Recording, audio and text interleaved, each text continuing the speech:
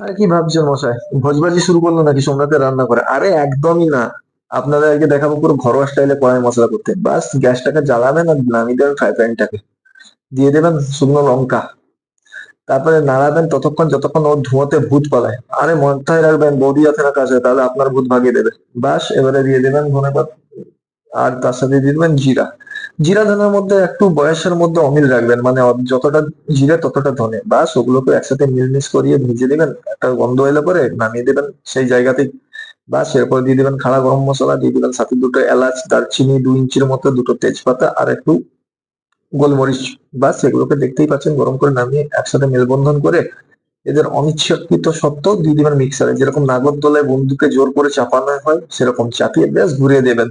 বাস দেখতেই পাচ্ছেন কেমন হয়ে গেল। এবারে মাংস দিন, পনিরে দিন, ভেজে দিন।